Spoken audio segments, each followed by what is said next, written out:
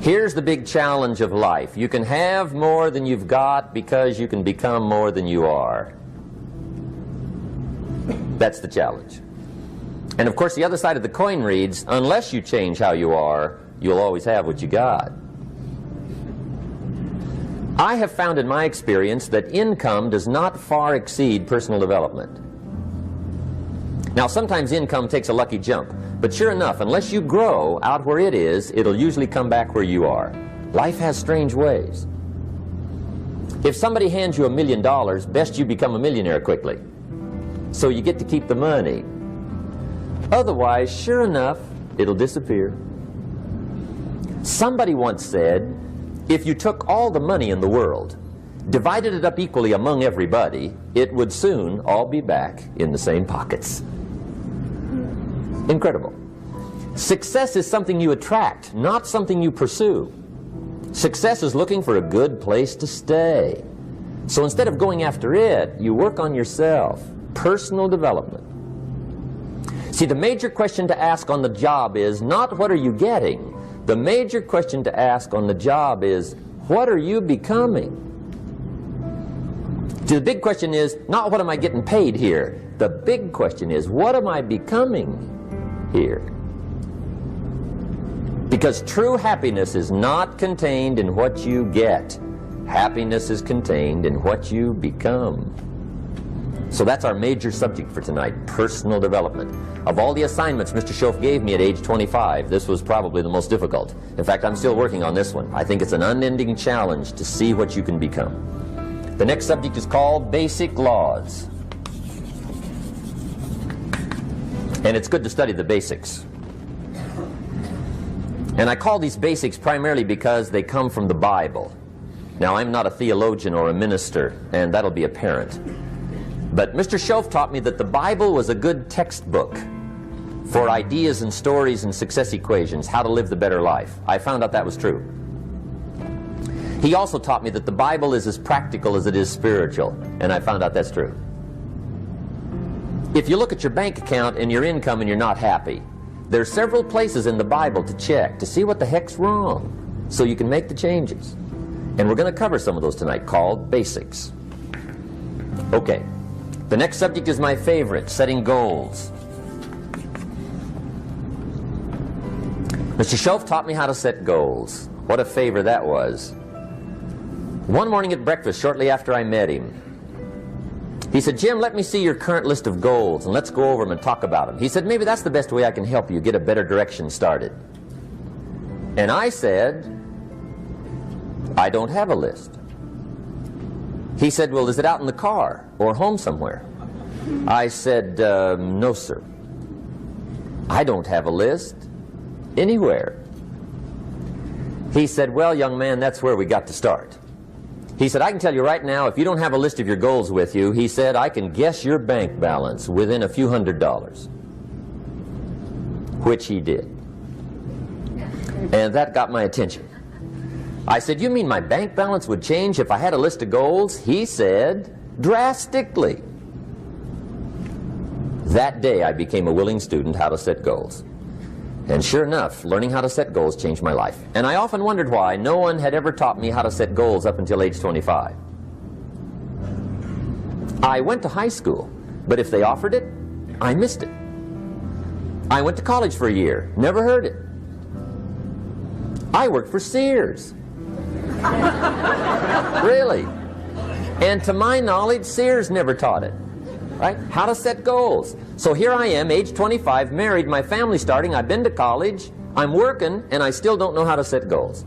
But fortunately, when I was 25, I met the man who taught me how, and it revolutionized my whole life. Economically, socially, personally, it's incredible. So I want to share with you tonight what Mr. Schoaf shared with me, how to set goals. It can be a life changer. Okay. The next subject is the negative part of the seminar.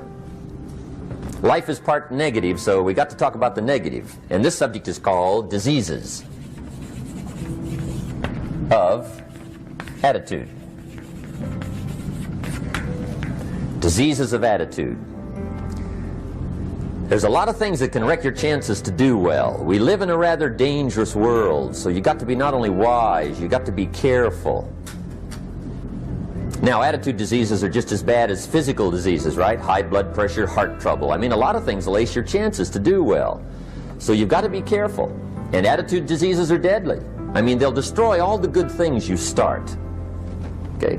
So we'll go through those attitude diseases, how to spot them, how to look for them, what they are, and the cure. And I'm a pro on these because I've had them all, so I can give you excellent advice on these. Now, the last subject we're going to consider tonight is called the day that turns your life around. The day that turns your life around. And under this subject, we're going to talk about the emotions that can change your life. Human beings are emotional creatures, and emotions are powerful for life change. Now, of course, emotions are so powerful they can go either way on you. Emotions can either build or destroy. So you really have to employ emotions properly. We call civilization the intelligent management of human emotions. If you can intelligently apply your emotions in the right direction, no telling what can happen. Could turn your life around one day would be sufficient. So we'll talk about those. Okay. Now that's a lot to cover in one evening, but we'll keep at it here and see if we can't get it all done. I'd like to have you now jot down the theme of the seminar. Every seminar should have a theme, I guess. We've got one. It's on some of our literature if you happen to notice it, but if you didn't, for your notes, here it is. The theme of the seminar goes like this: the major key to your better future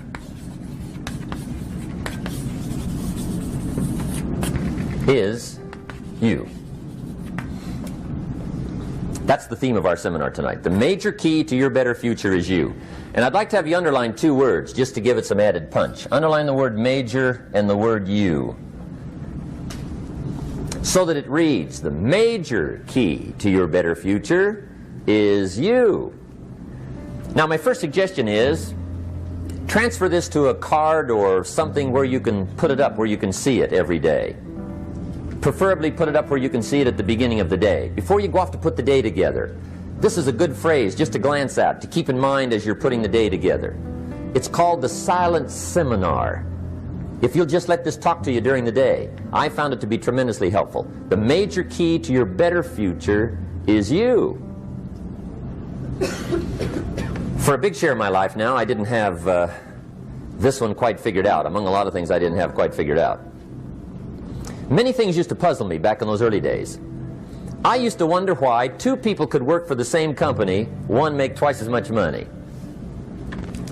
Now, see, that used to puzzle me. And maybe they were the same age, graduated from the same school, live in the same community, work for the same company, with the same products and the same services. They've got the same traffic, the same problems, and one makes $1,000 a month, the other one makes $2,000 a month. Now that was my puzzling question. Why would this long list be the same and the money twice as much? I asked, what's the difference between $1,000 a month and $2,000 a month? And I don't mean $1,000 a month, right? I could figure that out. But what makes the difference? Why would one person do twice as well, 3 times as well? Speaking economically. Now, I know there's more than one way to do well. I understand that. But in this little narrow area called compensation, what's the difference? Well, back then, with my faulty thinking, I'm trying to reason it out. I thought, well, maybe time makes some of the difference, right? Some people do better because they have more time. I used to say, Harold ought to be able to do well. He's got a lot of time. If I had all of Harold's time, I could do well. Now, that's got to be dumb, right? Number one, you can't get somebody else's time. A guy says to me one time, he says, you know, if I had some extra time, I could make some extra money. I said, then forget it. There isn't any extra time. Hey, when the clock strikes 12 midnight, that about wraps it up, right? I mean, you can look around the gongs there for a little more, but it's over. You say to the guy, what are you doing? He says, I'm looking for extra time. See, they'll come and take you away, right? There isn't any more time. Now, if you can't get more time, which you can't, what could you get more of that would make a difference in economic results? And here's the key word. Make it a part of your notes. We're going to consider it tonight. The word is value. And I have a little phrase for your notes. Value makes the difference in results. Value makes the difference. You can't get more time, but you can create more value. Now here's the first lesson of economics. Everybody should learn it from the time they're old enough to understand what a dollar means, how to earn one, how to get one, how to keep one, what to do with it. First lesson of economics. We primarily get paid for value. That's lesson one. Bringing value to the marketplace, that's how you get paid. You don't get paid for the time. I know it takes time to bring value to the marketplace, but you get paid for the value, not the time. Now, since that's true, here's one of the key questions of the evening. Is it possible to become twice as valuable at the marketplace and make twice as much money in the same time? Could you become 3 times as valuable? Make 3 times as much money in the same time? Is that possible? The answer is yes, if. And it's always if, right? Life is known as the big if. Harry Truman once said, life is iffy. How true. And here's the big if, we're going to consider it tonight. It's possible to do much better at the marketplace if you go to work primarily on yourself. And that's the theme of our seminar tonight. Learning to work primarily on yourself. People have asked me for the last 24 years, how do you develop an above average income? And the answer is, become an above average person. Develop an above average handshake. Some people want to be successful, they don't even work on their handshake. As easy as that would be to start on. They let it slide, they don't understand. Develop an above average smile. Develop an above average excitement. Develop an above average interest in other people. Develop an above average intensity to win. See, that'll change everything. Probably one of the most frustrating experiences in life is looking for an above average job with above average pay without becoming an above average person. It's called frustration.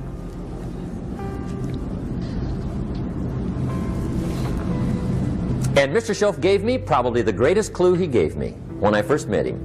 He said, Jim, if you want to be wealthy and happy the rest of your life, just learn this lesson well.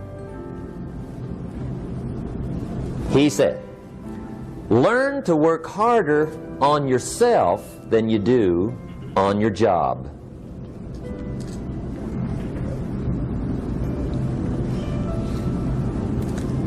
Then Mr. Schoaf gave me probably one of the most important clues among so many things he taught me, but this was in those early days. Mr. Schoaf was very kind, but he was also very abrupt. And he had these interesting questions to ask. I'm giving him a little rundown one day on how things hadn't worked out for me. He said, Mr. Rohn, I've got the answer for you if you will listen carefully. And listen carefully I did that day and for the next 5 years. If somebody's wealthy and happy, you gotta listen. He said, Jim, I've only known you a short time. But he said, it's already my honest opinion that for things to change for you, you've got to change. That wasn't quite the answer I was looking for. But that's the answer he gave me, and I pass it along to you on this warm summer evening in Anaheim, California, 1981. For things to change for you, you've got to change. Otherwise, it isn't going to change. Before I met Mr. Schoaf, I used to say, I sure hope things will change. Right? That seemed to be my only hope. If it isn't going to change, I'm in serious trouble. And then I discovered it isn't going to change, so I'm in serious trouble.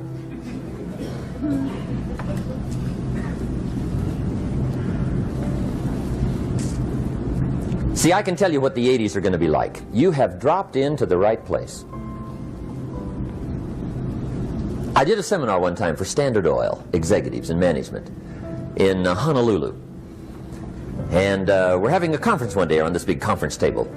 And one of them said to me, Mr. Rohn, you know some fairly important people halfway around the world. What do you think the 80s are going to be like?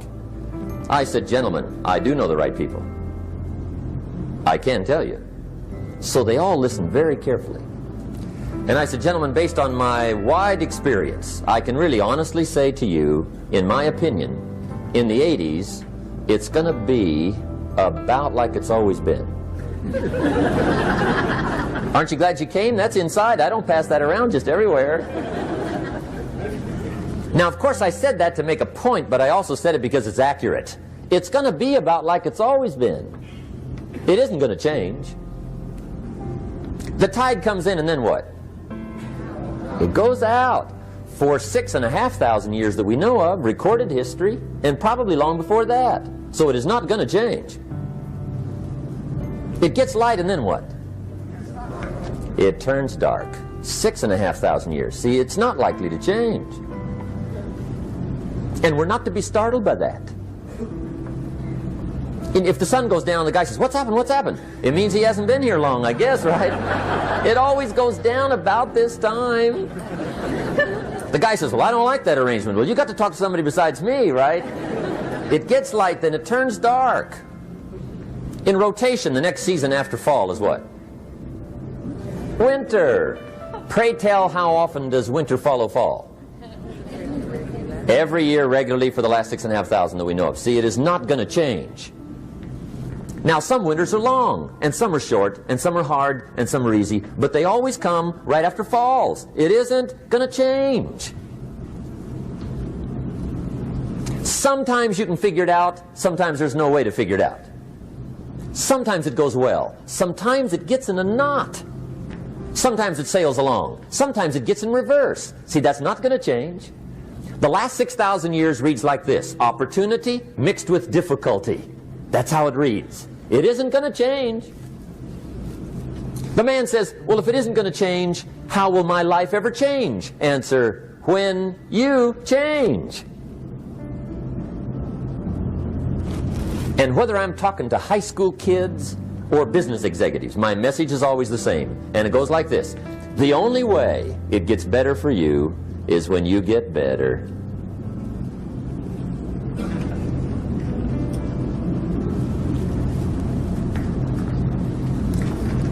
Let me give you the 4 major lessons in life to learn. Here's 4 majors. It's good to study the majors.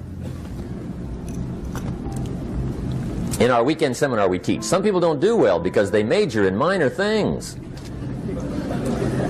You've got to be on the lookout. At the end of every week, end of every month, you've got to check, make sure you're not spending major time on minor things. Okay, we go through that whole series. Majors and minors.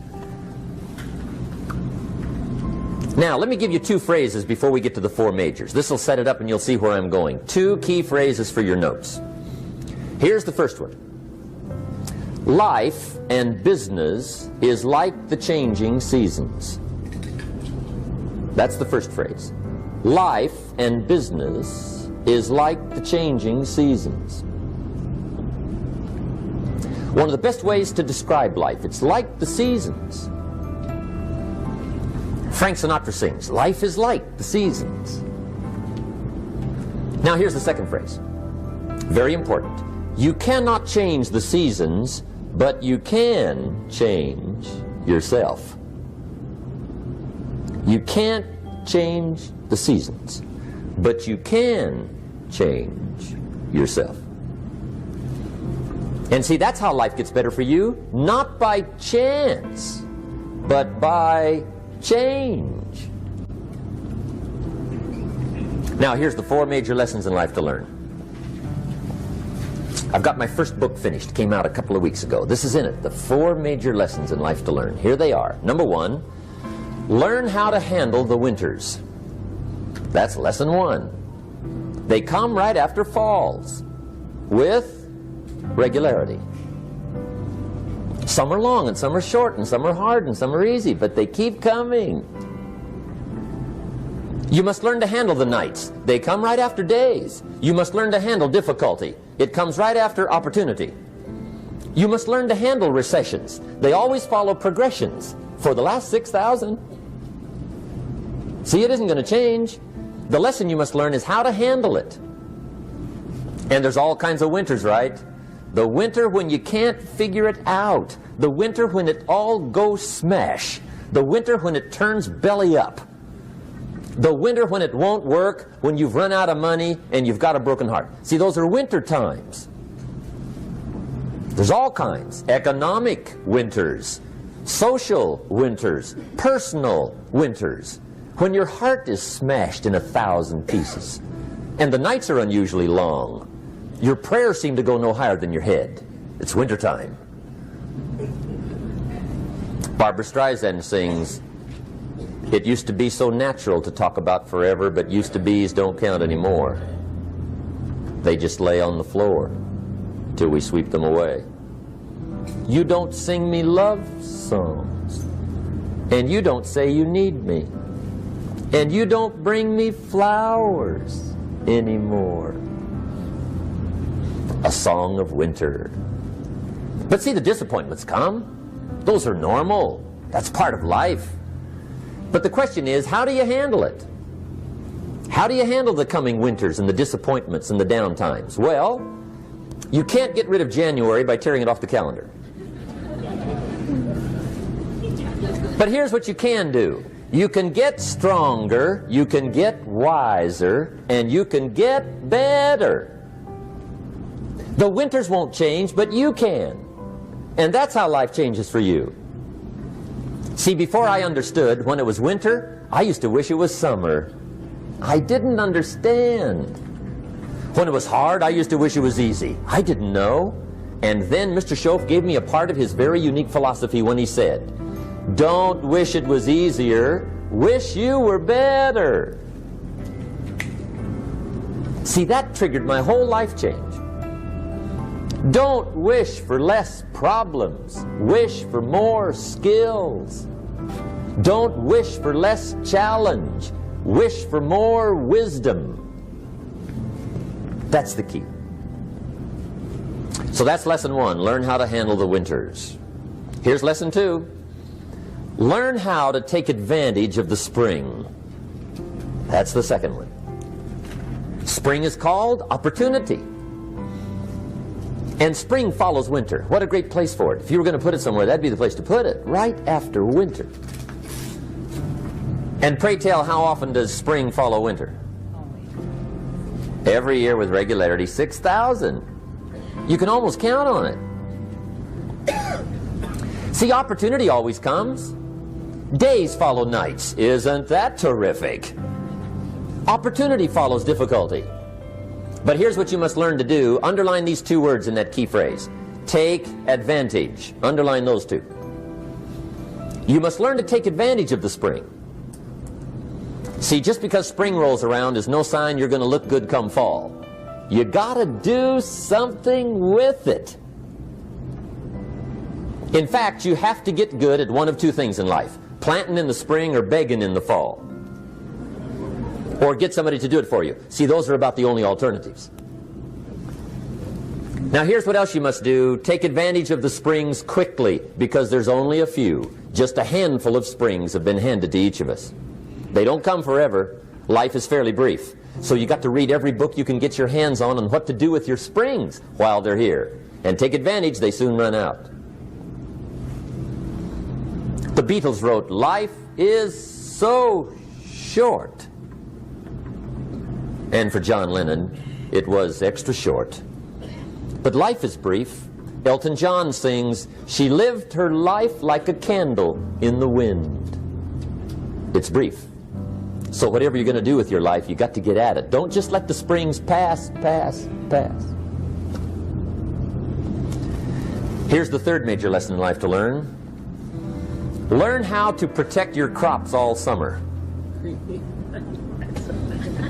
You got to take care of what you start. Sure enough, as soon as you've planted your garden in the spring, the busy bugs and the noxious weeds are out to take it. And here's the next bit of truth. They will take it unless you prevent it. And that's the third major skill to learn. You've got to learn to prevent the intruder from taking all the good you start. It's one of the challenges. Here's two key phrases under number 3. First one, all good will be attacked on this planet. Maybe not the next one we get to, but on this one, all good will be attacked. Every garden will be invaded. Not to think so is naive. And here's the second phrase. All values must be defended. Political values, social values, community values, family values, marriage values, friendship values, business values. Every garden must be tended all summer. Third major lesson. Now here's number 4. Fourth major lesson in life to learn. Learn how to reap in the fall without complaint. Learn to reap come harvest time without complaint. Take full responsibility for what happens to you. It's one of the highest forms of human maturity, accepting full responsibility.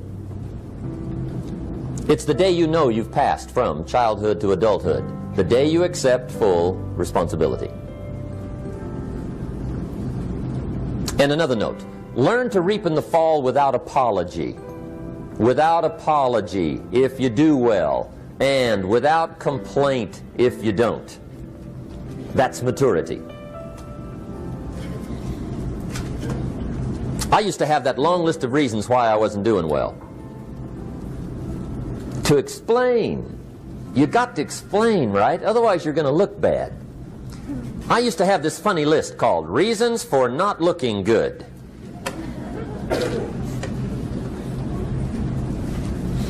I used to blame the government. I mean, you can believe that or not. It was at the top of my list. I had a lecture second to none. The government. That was on my list. I used to blame taxes. Look what you got left after they take everything. And they expect you to do well. That was on my list there. Prices, that one's easy, right? You walk into the supermarket with $20, come out with a little half bag. So I had that on my list. I used to blame the weather. I blamed the traffic. I used to blame my car. I blamed the manufacturers. I used to blame the company. I blamed company policy. I used to blame the training program. I blame my negative relatives. They were always putting me down. I blame my cynical neighbors. They're just selfish, looking out for themselves. Won't loan you money? They were on my list.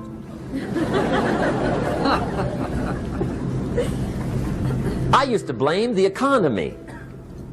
I blamed the community.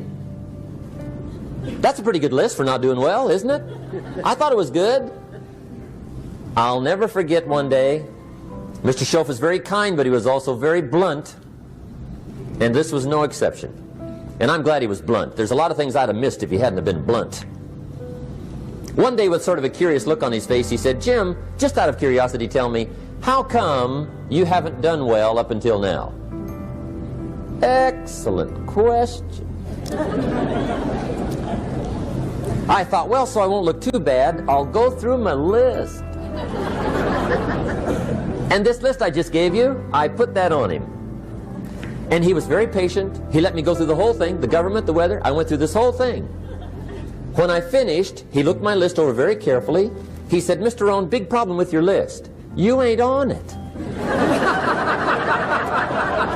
How brilliant.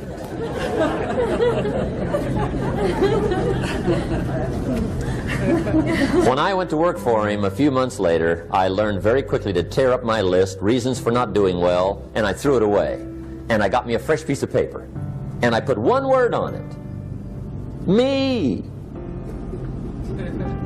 There's a Black Heritage spiritual that says, "It's not my mother nor my father, nor my brother nor my sister, but it's me, oh Lord, standing in the need of prayer." See, I used to blame everything outside. And then let me give you a little philosophy that helped turn my life around. For your notes, here it is. It's not what happens that determines the quality or the quantity of your life. It's not what happens. And the reason is because what happens happens to about everybody. No different. The sun went down on all of us last night. A common event, a happening. And I found out that the same things can happen to two different people. One gets rich and one stays poor. Why is that? It's because it's not what happens, but rather it's what you do that changes everything. So that's a key phrase. It's not what happens, it's what you do. What happens is about the same. You might put that in parentheses here. Same. What people do, that's what's different. Anything can happen, right? Everything can happen. I've heard all the stories. I've been one of the stories. Hey, we could all tell stories all night long, right? Happenings. Anything can happen. Have you heard of Murphy's Laws? Anybody here heard of Murphy's Laws? Okay, most of you have. Murph had these laws. One of them was, if anything can go wrong, it will. That's one of Murphy's Laws. He was not one of the great positive speakers of the day. But anyway, it's still true though, right? Anything can go wrong, everything can go wrong. For sure. I've fallen out of the sky so many times. Once to the tune of a couple of million. Devastating. Took me a while to survive that one. Now, it wasn't all that much, but it was all I had. Right? I mean, that's when it's much, right? When it's all you got. If you got 3, 2 go, you got 1 left, you ain't looking that bad. But when it all goes, has anybody been there when it all went? Anybody? Come on, the rest of you liars. Go ahead. Hey, we've all been there, right? When it all went. Of course, it used to be a long time ago, right? When you ran out of money, got to 0, you were all through. Heck, now you can whistle right on by 0, right? I mean, they will bury you. That's what they will do.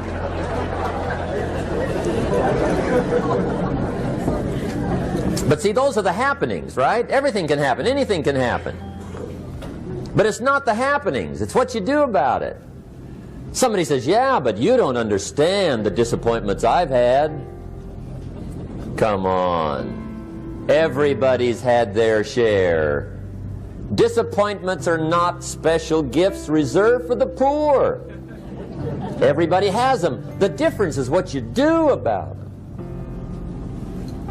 It's not the weather. I used to blame the weather, and I discovered it rains on the rich. So see, that won't help. 2 men wake up one morning, there's a rainstorm on. One of them looks out his window, sees the rainstorm, and he says, wow, what a storm. With weather like this, they can't expect you to go out and make sales. He stays home. Same morning, the other guy looks out his window, sees the same storm, says, wow, what a storm. But he says, you know what, with weather like this, what a great day to go out and make sales. Most everybody will probably be home, especially the salesman.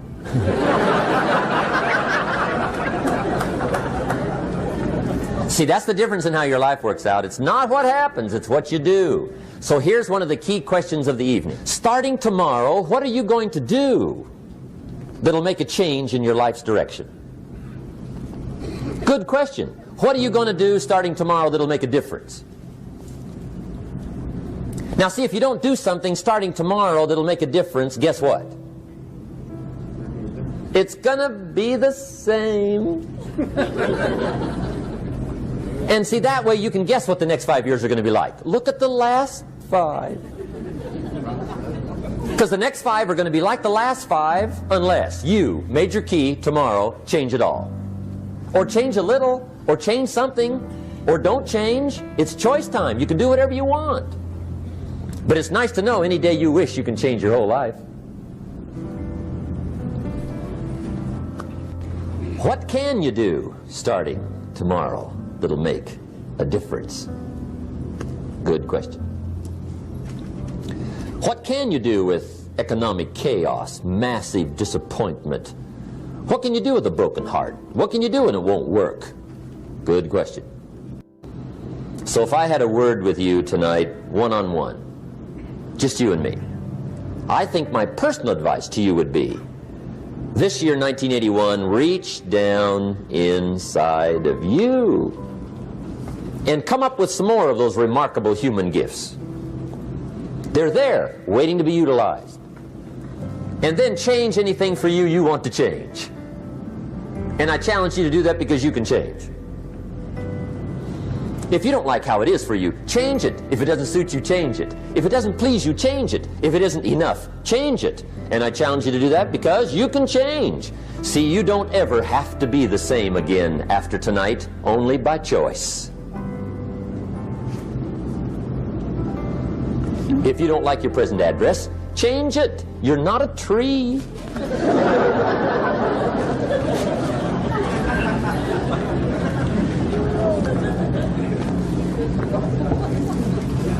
Now, let me give you 3 steps to personal development. Let's get down to the nitty-gritty. What does it take to really make the changes starting tomorrow? It takes more than philosophical pronouncement. I know that. It also takes more than enthusiasm. I know we're hearing a lot about enthusiasm these days, but see, that just won't do the job. We're still hearing the old cliches of the 30s, right? To be enthusiastic, you must act enthusiastic. But see, that's not going to help. After you have leaped about, there are some things you got to do, or it isn't going to change. See, you can get all excited about lifting 200 pounds till you get to the gym. And then you need a new excitement. And the new excitement is called discipline. Major step to human progress. Discipline. If there's one thing to get excited over, that's it. Get excited over your ability to make yourself do the necessary things. What could you make yourself do starting tomorrow that would change it all? No telling. Now, see, that's exciting. On any given day, you can massively change the direction of your life. Murder is a clear example that any one person on any given day can forever alter the course of their life. It just happens to be a negative act. But just as sure as you can commit a negative act, you can also commit a positive act and forever alter your life, whenever you wish. Now that's exciting. And whatever that act might be that changes your life. The guy finally takes a shotgun to his car and blows out every window, destroys every tire, puts 100 rounds in this shabby old thing. And he says, I have driven this embarrassing thing for the last time. And not only will I never drive it again, nobody else will ever drive it again. And he lets that shuddering thing stand there for a while as a monument to the day he said, today my life changes. Now who can do that? Anybody. When can you do it? Whatever day you pick.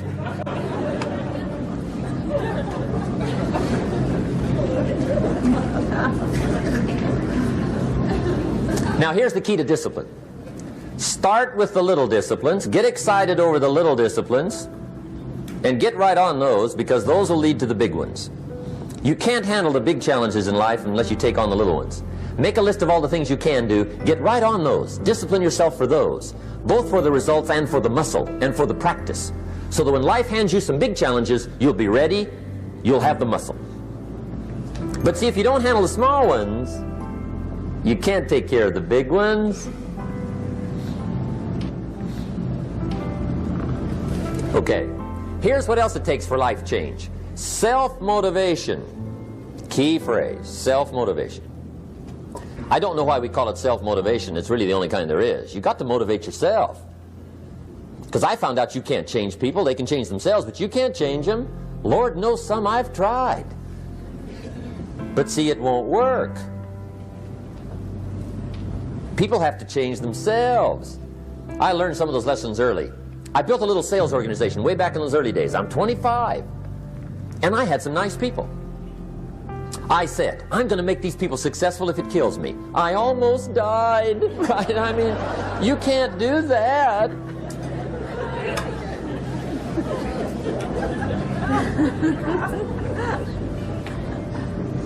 See, I've discovered this. Good people are not trained, they're found. You find good people. You don't make them good, you find them good. Training really is for the purpose of finding good people. You don't need much instruction for a good person. But too much training probably means you got the wrong people.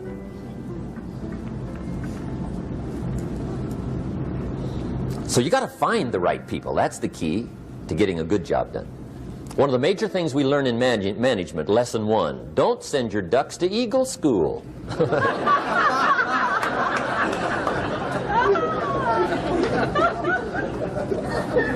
Because it won't help. I mean, I'm telling you, it won't help, no matter how good your school is. And the little eagle badge and little eagle hat, I'm telling you, it won't help. It won't help. You can tell whether your school's done any good, right, is when it's over, right? The duck goes for his first rabbit and makes him a friend. You say, no, no, no. Anyway, so it takes self-motivation to really alter your life. And you don't want to give self-motivation away to somebody else and make it somebody else motivating you. The guy says, boy, if somebody just come by and turn me on. What if they don't show up? Right? See, you got to have a better plan for your life. Okay. Now, if you're excited and you're ready to change, let me give you 3 steps to start life change that can change your life, your personality, your lifestyle, everything can change. Here's the steps. Number 1, find out how things work. The first key to doing better is find out. To change your life, really, you need ideas. There isn't anything an idea can't change. And Schoaf taught me the major problem is lack of an idea, not a problem. At first I didn't have any money. I said to Mr. Schoaf, I don't have any money. He said, that's not a problem. Now see, up until then I always thought it was. Right? I was confused. He said, no, no, the problem is lack of an idea on how to create money and wealth. It isn't lack of money, it's lack of ideas. So if you get the ideas, see, you can change anything. Now to get ideas, you need a constant study of finding out. Now, Schoaf also said, when you find out something that works, put the information in your journal. Don't use your head for a filing cabinet. Put it in your journal so that you can do the next best thing. Repetition, repetition, repetition. Go over it. And if you repeat it, go over it, sure enough, someday, some mysterious day, the idea takes root, starts to grow, and shows up in your bank account, and your dress, and your personality, and your lifestyle. But capture the ideas in your journal. Find out how things work. Schoaf gave me this word for my life change. He said, study. Great word. If you wish to be successful, study success. If you wish to be happy, study happiness. If you wish to be wealthy, study wealth. Don't leave it to chance. Make it a study. Some people just go through the day with their fingers crossed. See, that won't do it. You've got to study the things that can change your economic, social, spiritual, personal life. Now, here's a qualifying phrase. And we'll have several of these qualifying phrases throughout the seminar. Here's the first one. You may not be able to do all you find out. I understand that. You may not be able to do all you find out, but you should find out all you can do. See, you don't want to wind up at the end of your life and discover that you've lived only 1/10 of it. And the other 9/10 went down the drain. Not for lack of opportunity, for lack of information. So that's number 1, find out how things work. Now here's the best human virtue for finding out, curiosity. Make a note of that. Curiosity. Be curious. You might add a word to it that'll help. Childish curiosity.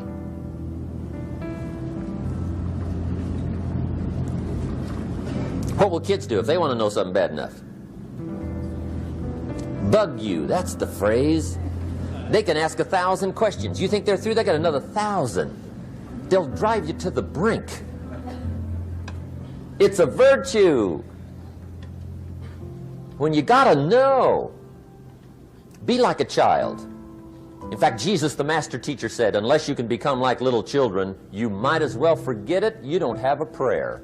Excellent advice. You got to be like children. 4 ways, in my opinion, to be like a child. Number 1 is curiosity, and number 2 is excitement. Get excited like a child over your ability to make yourself do anything for change. 3rd is faith. Have faith like a child. Adults are too skeptical. And 4th is trust.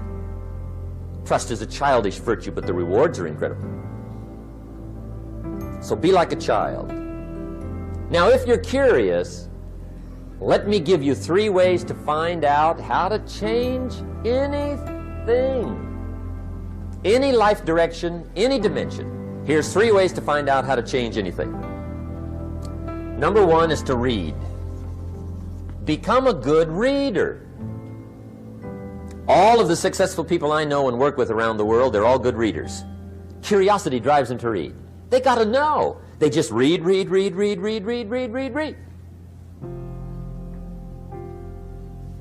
Become a good reader. Now, that's my opinion. Listen to the other lecturers and listen to me and make up your own mind. Don't be a follower. Be a student. Okay? I say, really, for life change, you got to read. One way to learn is from your own experiences, but another way to learn is from other people's experiences. See, one book might save you 5 years if you read it. Did you know there's books on how to be stronger, more decisive, be a speaker, be a leader, have a better effect on other people, develop your personality? Did you know there's books on that? And people don't read them? How would you explain that? And they can read. Did you know that hundreds of successful people have written their stories in books and they wrote down how they did it and people don't read it? How would you explain that? The guy's busy, I guess. You know, you get tied up. The guy says, well, yeah, you work where I work. By the time you struggle home, it's late. You got to eat a bite of supper, watch a little TV, get to bed. You can't sit up half the night reading. And the guy's behind on his car payment. Good worker, hard worker, sincere. But you got to be better than sincere and work hard. Otherwise, at the end of your life, you'll wind up cold, stony broke. You got to be better than a good worker. You got to be a good reader. The whole world is governed by laws. The universe, in fact. Laws. We call it the law of electricity. We call it the law of gravity. There's mathematical laws. There's physical laws. Speed and velocity laws. Agricultural laws. There's all kinds of laws. Now that we find ourselves on the spinning planet, you just have to learn what I call the setup. Learn the setup. Life's setup. Now, we didn't set it up, but we're here, so you got to learn it. And we should learn the setup for 2 basic reasons. Number 1, to keep from getting hurt. It's one of the major reasons for learning, so you won't get hurt. See, economically, socially, personally, you can get hurt just not knowing. Ignorance is not bliss. Ignorance is poverty. Ignorance is tragedy. You got to know, or you're going to get hurt. It's good to know not to walk out the 10th-story window. That's excellent information. Now, what if a guy didn't know and he walks out? Now he's dead at the bottom. Somebody says, well, the poor guy didn't know. You got to know, or you're going to get hurt. Okay. Now, here's a parenthesis. You don't have to like the setup. I don't ask you to like how it is. That's not what's important. But it is important to learn how it is. Okay, so you don't have to like it, but you should learn it. That's what I tell the kids, right? Make sure you get the information. What you think about it, that's up to you. What you're going to do with it, that'll soon be up to you. But make sure you get it. See, there's nothing worse than being stupid. Nothing. I mean, being broke is bad, but being stupid is awful. And what's really bad is being broke and stupid, right? That's about the end of the world. I mean, there isn't anything much worse than that. Unless you're sick. Sick, broken, stupid. I mean, that is it, right? There's nowhere else to go. So make sure you get the information. It's key. You don't have to like it, but learn it. If this big monstrous thing lifts up in the sky, hangs there for a little while, cuts loose, comes crashing down, boom, shakes the ground for 5 miles. And then this big monstrous thing lifts back up in the sky, hangs there for a little while, cuts loose again, comes crashing down, boom, shakes the ground for 5 miles. It just keeps doing that, this big monstrous thing, lifting up and then crashing down, boom. Now, you might come along one day and say, that's got to be a stupid arrangement, which is okay. You're entitled to your opinion. But the first thing you should learn to do is get out from under it, right? That's number one. You might have a great moral argument. You might want to shake your finger at the sky, but do it from over there, right, so you don't get smashed. It's called your basic smart. So number one, learn so you won't get hurt. Whether you like it or not, learn. Now here's the second reason for learning, the setup, to benefit. It's called the plus of life. And that's what life is, right? Both minus and plus. The minus is tragedy, heartache, misery, failure, unhappiness. But life is also happiness, prosperity, good feelings. So here's the key. Learn to get on the good side of the way things work.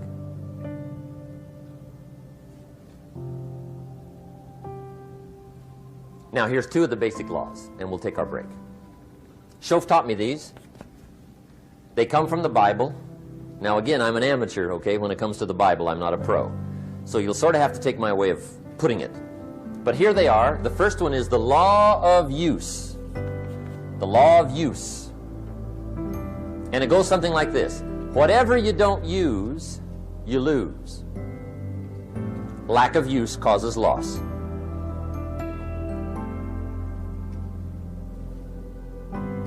On this planet, maybe not the next one, but on this one, if you tie your arm to your body, leave it there long enough, you'll never use it again. It's over for the arm. Now, it may not be over, but it's over for the arm. The only way to keep the use of this arm is what? Keep using it. If you quit, you lose automatically. They don't bring it up for a vote. You lose automatically when you quit. Now, the same thing that goes for your arm goes for your brain, mentality. The same thing goes for all the human virtues. Ambition, unused, declines.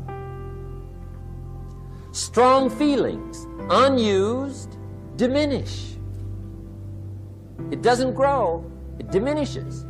Faith, unused, decreases. It's a law. Vitality unused diminishes. Energy unused decreases. The guy says, well, I'm going to save up my energy. You can't do that. That's like trying to save today, put it on the end of the year. See, you can't do that. They'll come take you away. If you don't use today, what? It's lost. The guy says, well, I'll work twice as hard tomorrow to make up for it. See, that's foolish. You could have done that anyway. Today unused is lost. A talent unused is lost. An ability unused is lost. So here's one of the key expressions of the evening. Take a new inventory of yourself. Starting tomorrow, new project. Take a new inventory. And make sure that all of your talent and ability and mentality and ingenuity and vitality and strong feelings, faith, courage, make sure that all you've got's being used. Otherwise, you lose. Now, one of the best illustrations of the law of use is a Bible story called the Parable of the Talents. The Talents story. Interesting story if you haven't read it in a while. Just review it. It's a good story. An ancient story. It says there was a master with 3 servants. He got them together one day and he said to the 3, I've got these talents. And in those ancient days, a talent was a measure of gold. And he said to the 3 servants, take these talents and see what you can do with them while I'm gone. He said, I'm taking a journey and I'll be gone for a while. When I come back, we'll get together, go over the book, see how you did. He said, here's 5 of these talents for you. 5. Here's 2 of them for you. 2. And here's 1 for you. 1. The master said, take those talents, see what you can do with them. When I come back, we'll get together, we'll go over it all. The servant said, okay, master takes off. According to the ancient story, the master comes back from his trip. When he gets back, he gets the 3 servants together, and as he said he would, he asks, how did it go with those talents? You were 5. What happened? That servant said, well, I took the 5 talents you gave me, and I put them to work. A little shaky at first, but he said things finally got rolling. And he said, I poured it on. And he said, my talents grew to 7, 8, 9, 10. He said, I doubled my talents from 5 to 10. Books will show. Master said, one heck of a job. Or something like that. He said, I gave you 2 talents. What happened? That servant said about the same thing happened to me. I put those 2 talents to work, poured it on. They grew to 3 and then to 4. He said, I doubled my talents from 2 to 4. Books will show. Master said, well done. He said, I gave you 1 talent. What happened? That servant said, well, I took the talents you gave me, and I carefully wrapped it, and I dug a hole and buried it. And camouflaged it, I suppose, right? So nobody would steal it. And he said, fortunately, nobody got it.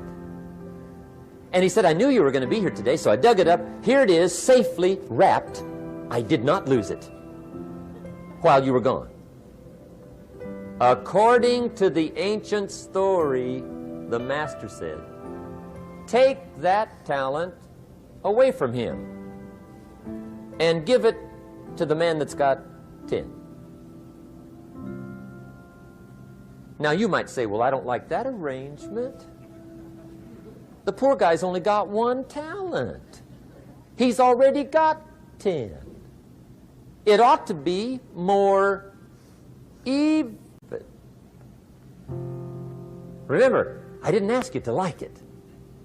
But this one I would ask you to learn, because it simply means whatever you do not employ, you forfeit. It's a law. So learn well the law of use. Now here's the second one, and we're going to take our break. Second law from the Bible. This one we've heard since we were small, I'm sure. It's called the law of sowing and reaping. In fact, we've probably heard it so often we could quote it. It says, whatever you sow, what? You shall reap. Fairly blunt, hopefully clear. Here's my first suggestion on the law of sowing and reaping. Don't try to beat it. You might as well try sitting on the sun in the morning. Keep it from coming up. You'll have better luck. Whatever you sow, you reap. Now, for a fair share of my life, I'm a bit mixed up on how all this applies. Among a lot of things I was mixed up on. I knew I wasn't reaping too good. That I understood. My problem was I was confused about what was causing it. Remember me with the funny list? I thought those are the reasons why it isn't working out well. And then Mr. Schoaf gave me the clue that helped me figure it all out. He said, Mr. Rohn, I have another answer for you. There's another way to quote this law that'll show you where the problem is so you can go to work on it right away. All you need to know is where the problem is, then you can go to work on it. So he quoted me the law another way, and I found out what my problem was. Here's the way you quote the law. Whatever you reap is what you've sown. Now I knew what my problem was. Whatever you reap is what you've sown. If you don't like the crop, who do you look up? Answer, whoever planted it. And where do you find who planted your crop? Answer, in the mirror. What I finally learned to do come fall was to go to the mirror. That's where you go. And if necessary, you say, a few skinny carrots? I got to be unimpressed. Where were you last spring? Asleep. Didn't you read the books? Did you break your hoe? Let me give you 7 key points to the law of sowing and reaping. Let's tick right down through the list of 7, and it'll be break time. 7 points to sowing and reaping. Here's part of the philosophy that really helped me to make some changes in life direction. Number 1, the law of sowing and reaping is negative. That's number 1, which simply means if you sow bad, you reap bad. Now, this is kind of 3rd grade, but it doesn't hurt to go over the basics. If you plant thistle seeds, you don't get pumpkins. Honest, no use looking for pumpkins. John says, how come no pumpkins? Come on, John. The law's negative. That's how come. Now, here's number 2. The law's positive, which simply means if you sow good, you reap good. If you plant pumpkin seeds, you don't get thistles. Not from pumpkin seeds. Mother Nature won't pull tricks on you over in the corner snickering and pushing new thistles and you planting pumpkin seeds. She won't do that. You will get pumpkins from pumpkin seeds, and the reason is because the law is positive. Now, here's number 3.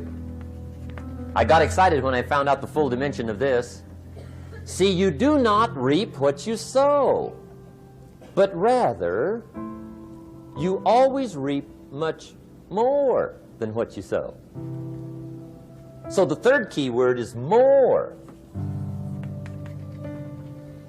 You don't get back what you put out. You get back much more than what you put out. And it works both positive and negative. On the negative side, it said, if you sow to the wind, you reap the whirlwind.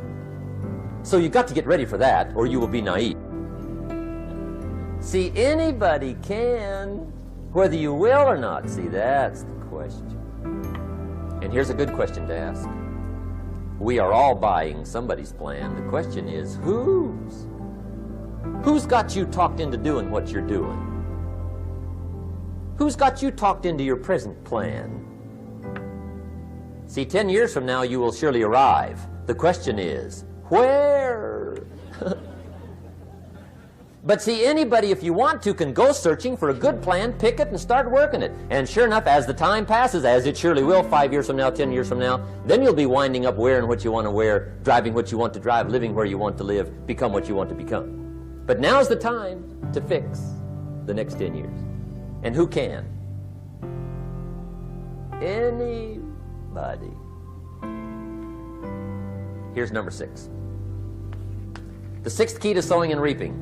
This is leveling with you now, as we promised to do. There's one thing better than the truth, and that's the whole truth. And here's part of the whole truth of the law of sowing and reaping. Number 6 is, you could lose. There are times when you just lose, no matter what you do. It's that kind of planet. You reap what you sow, yes, but...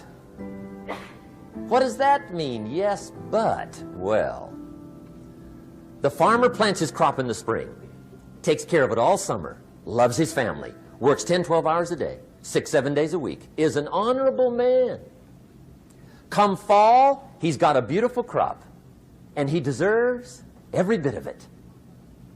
But the day before he sends the combines into the field, a hailstorm comes along and beats it all in the ground, which means you lose.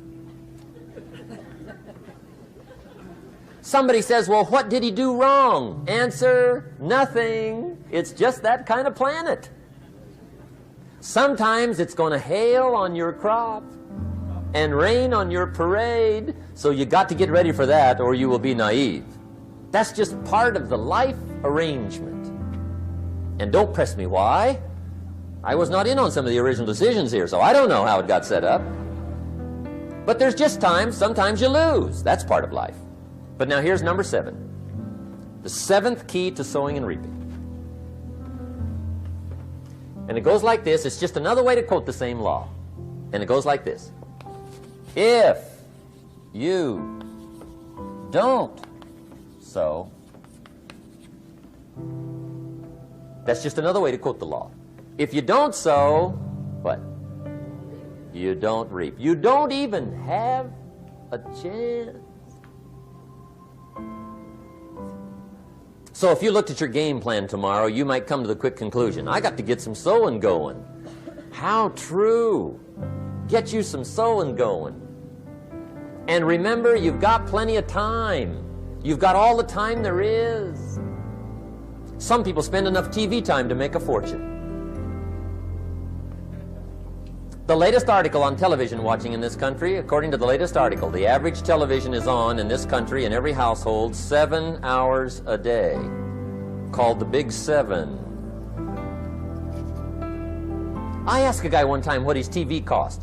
He said about $450. I said, you forgot to look at the price tag. He said, what do you mean? I knew he was a TV watcher. I said, that television costs you, in my opinion, at least $12,000 a year.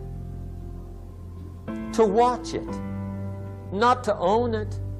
Owning it's cheap. Watching it is what's expensive. And I said, hey, $12,000 a year is too much to pay to watch TV. That's too much. Pay a little, but not $12,000. And he's the guy that said, I hope pay TV never comes.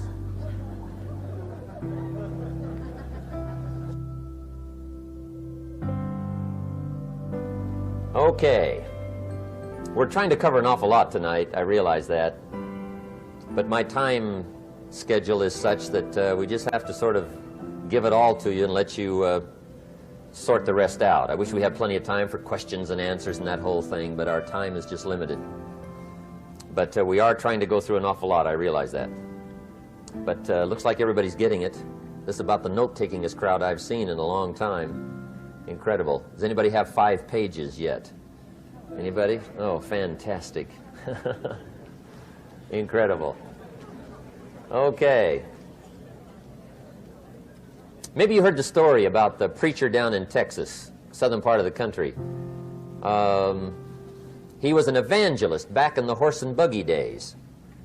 And he was very good at being an evangelist, and a lot of people used to come and hear him preach. And one day he put up his tent in one of these Texas towns and expected a big crowd as usual, come hear him preach.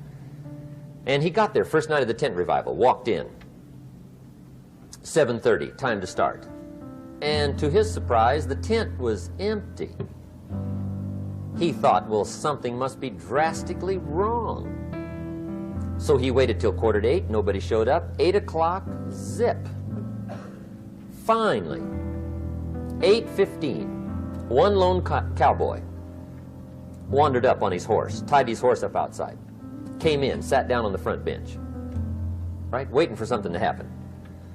The preacher thought, well, at least I better go down and talk to the cowboy. So he walks down, talks to the cowboy, and he says, cowboy, I'm the preacher. And he said, I don't know what to tell you. Something's gone wrong. He said, this tent was supposed to be full of people. He said, I'm embarrassed. He said, you're the only one that showed up. And he said, I really don't know what to do. And the cowboy said, well, I'm not a preacher, so I really can't tell you what to do. You know, he said, I'm just a cowboy. But he said, I know this, if I went out to feed my cattle and only one showed up, I'd at least feed it. The preacher thought, hey, the cowboy is right. If you've got a good idea to share, you should share it, if there's 1 or 1,000. So he got kind of inspired by this conversation, and he jumped up on the platform and started to preach. As if the tent was full of people, just exploded.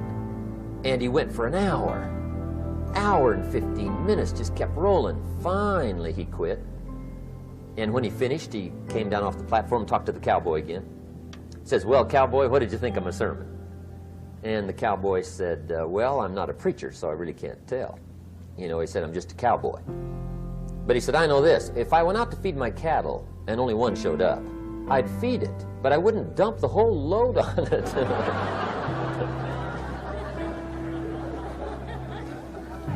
So anyway,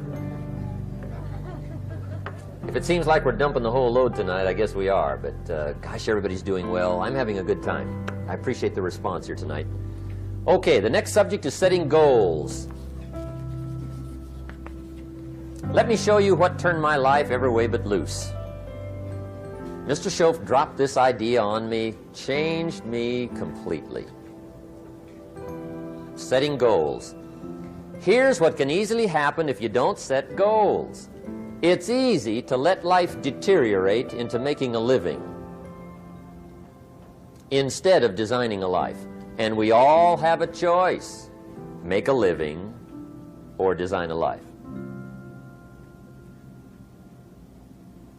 It's easy to get trapped by economic necessity and settle for existence rather than substance. That's easy. But the best advice I can give you on how to break out of that trap is to learn how to set goals. Mr. Shoaf put it to me this way. He said, Jim, if you had enough reasons, you could do the most incredible things. I never forgot how he put that.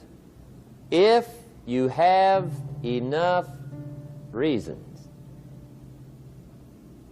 See, reasons will change your whole life. Mr. Shoaf said to me, he said, Mr. Rohn, I think you've got plenty of intelligence, you've got plenty of talent, you've got plenty of ability. Probably what you lack is plenty of reasons. He said, I don't think your current bank balance is a true indication of your level of intelligence. I was happy to hear that. He said, I think you're much smarter than your present bank balance indicates. And that turned out to be true. I was much smarter. But of course my first question was, well then why isn't it bigger? And he said, you don't have enough reasons. You've got enough intelligence, but not enough reasons. So see, reasons can change your life. Here's what else I found out. Reasons come first, answers come second.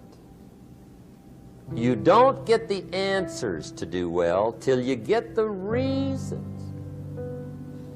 Life has a mysterious way of hanging on to all the answers and only gives them up to the people that are inspired by reasons. So reasons make the difference in how your life works out. Now, what are some of the reasons for doing well? Let's go through a quick list called Reasons for Doing Well. First is personal reasons. Some people do well for recognition. Some people do well for respect. Some people do well for the way it makes them feel. They love the feeling of being a winner. Those are good reasons. I have some millionaire friends that keep working 10, 12 hours a day, making more millions. And it's not because they need the money. It's because they need the joy and the satisfaction and the pleasure that comes from being a constant winner. And see, it's not just the money anyway. It's the journey, not the money. Once in a while somebody says to me, boy, if I had $1 million, I'd never work another day in my life. That's probably why the good Lord sees to it they don't get their million, right? They'd quit. They'd quit. Okay. Next is family reasons. Some people do extremely well for other people, and that's powerful. Human beings can greatly affect each other. Sometimes we will do things for somebody else we will not do for ourselves. We're made that way. I met a man one time who said, Mr. Rohn, to do all the things I want to do with my family around the world, he said, I got to have at least $250,000 a year. I thought, incredible. Could a guy's family affect him that much? And the answer is, of course.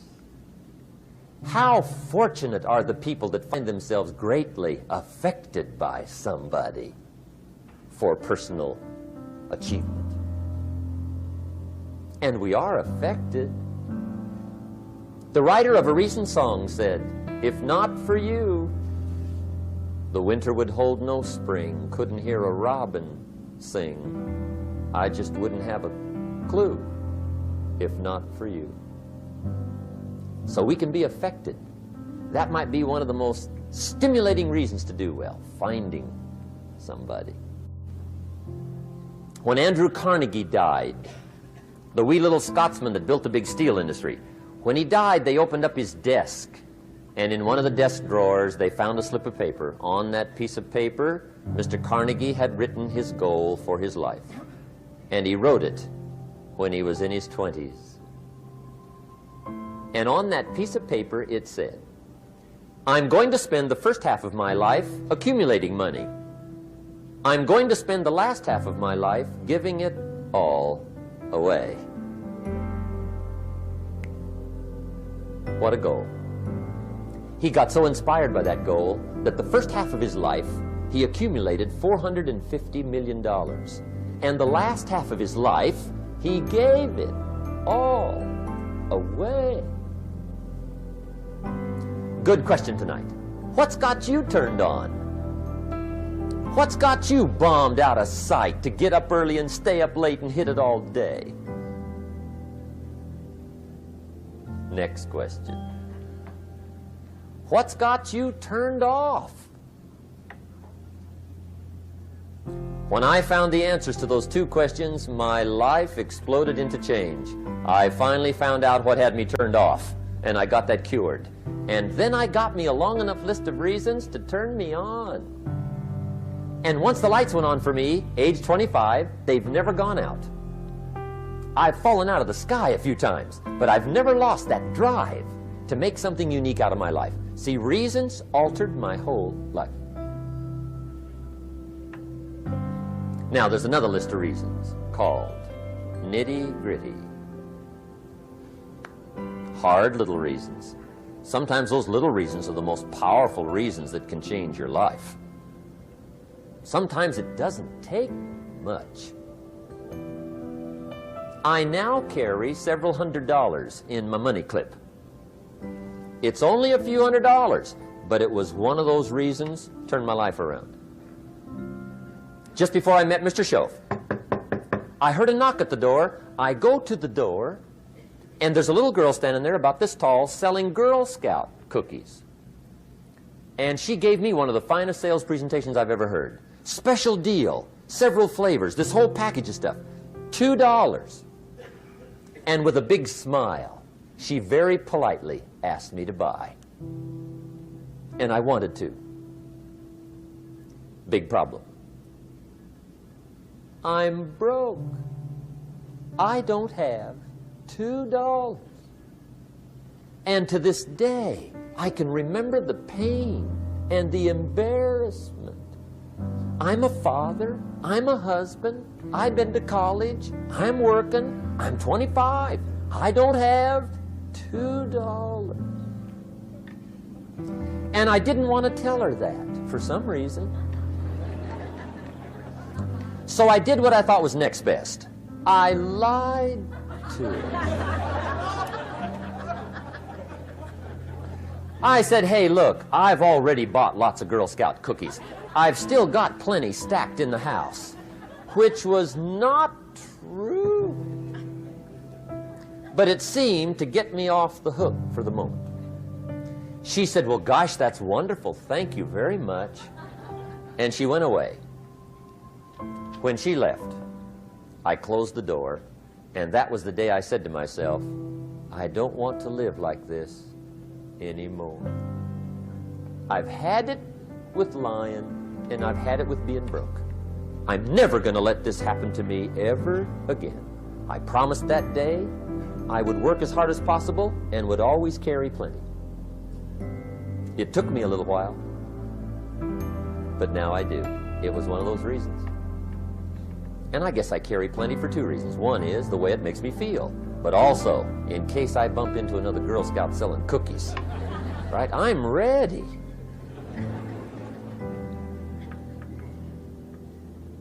I walked out of the Bank of America one time up in Saratoga, California, where I used to live. Two little girls selling candy right outside the bank. Good place. Some girls' organization they're working for, right? I come walking out of the bank. This first little girl walks up to me. She said, "Mister, would you like to buy some candy?" I said, "I probably would.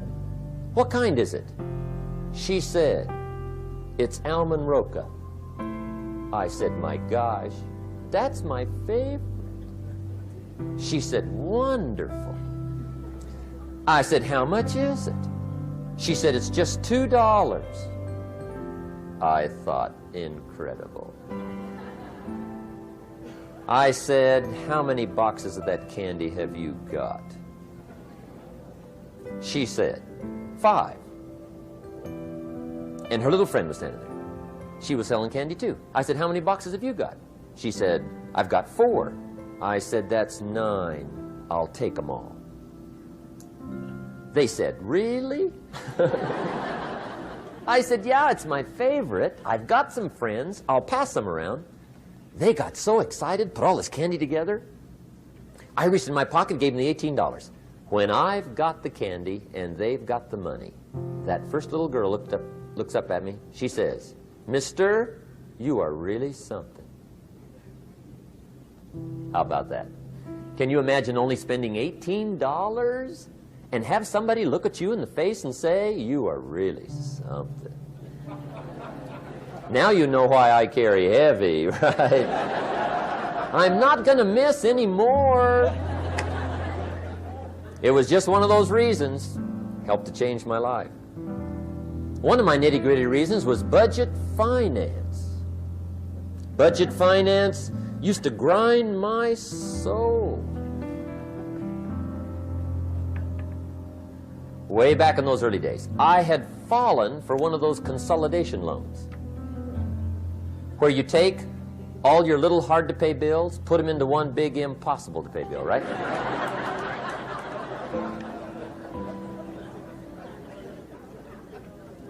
I would get 4 or 5 payments behind. This one guy used to call me day and night.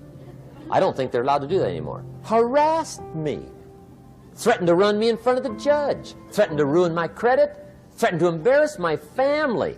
One day he said, "We're going to come get your car, drag it rear end up down the street in front of your neighbors." The guy even called me a flake.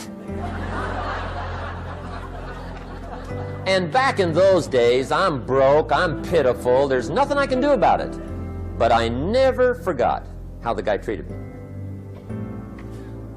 And when I met Mr. Shoaf and I got my life straightened out and the money started to flow, that was one of my first projects, budget finance. I poured it on day and night. I finally put all the money together I owed him, which was considerable. I picked a day for the payoff. And when the payoff day came, I put the money in small bills in a big briefcase. And I walked into the budget finance office on Wilshire Boulevard in Los Angeles. The guy who harassed me so often, his desk was about 3 back. I walked right up to his desk, startled him. He wondered what I was doing there. It was the first time I'd been there since I'd borrowed the money, right? Without saying a word, I opened up this briefcase, dumped this pile of money all over his desk. I said, "Count it. It's all there. I will never be back." And I turned around and stormed out. Now, that might not be noble, but if you haven't tried it, you've got to one time.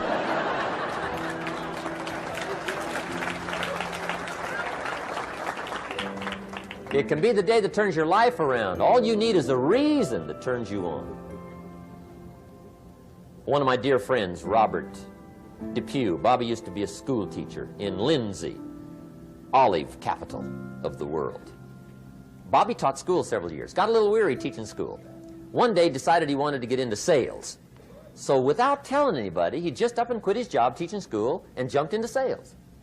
When he did, his brother made fun of him, laughed at him, put him down. said Robert's lost his mind. Had a good job teaching school. Now he thinks he's a salesman. He's going to go down the drain, lose everything. Just put him down something fierce.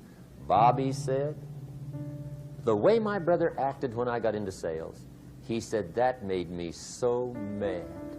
I decided to get rich. And my question for you tonight is it possible to get that mad? Of course. Wealth is not a matter of intelligence. It's a matter of inspiration. Today, Robert happens to be one of my millionaire friends. Bobby's rich.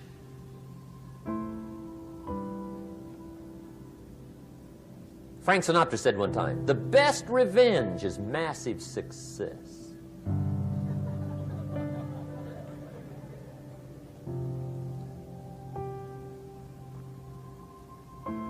Hey, get you a long enough list of reasons so that after tonight you never lack for inspiration. You might not have all the answers right away, but you can get the answers if you can get the reasons. Now let me give you a little simple formula for goal setting. Okay? We take 2.5 hours on the weekend for the whole 10-year plan. We don't have time for that tonight, but let me get you started with a little simple formula Mr. Schoaf gave me, and maybe this will be helpful. First of all, I've divided goals into two parts. First is long range. Long range goals. That's your dreams. Your dreams for the next 3, 5, 10, 20, 30, 40 years. Actually, the rest of your life. Your dreams. You've got to keep dreaming. Ronald Reagan, president, said to the joint session of Congress a few weeks ago, the Republic is a dream. And if we don't keep dreaming, we will lose the Republic. Your better future is a dream for yourself and for your family. Where do you want to go? What do you want to do? What do you want to be? What do you want to see? You've got to dream dreams. There's a Bible phrase that says, without dreams and visions, people perish. You've got to have something to go for that inspires the heart and the soul. Dreams. From the children of Sanchez, it says, take the crumbs from starving soldiers, they won't die. Take the bread from hungry children, they won't cry. But without dreams, we all will die. You've got to dream. Don't lose your dreams for yourself, for your future, for your family. The dreams of love and enterprise and travel and doing things, becoming something unique on your journey here. Don't lose your dreams. Do some dreaming. That's long-range goals. You've got to have those. So that's number one.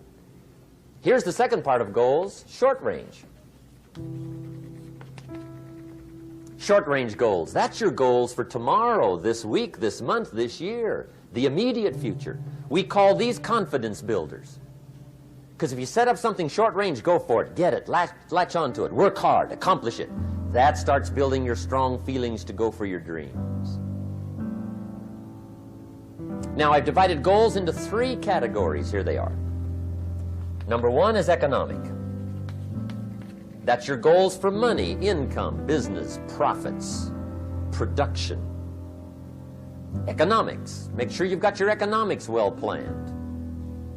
Economics plays a major role in everybody's life. Economics is major, which means it ought to be meticulously well planned for tomorrow, this week, this month, this year, long range.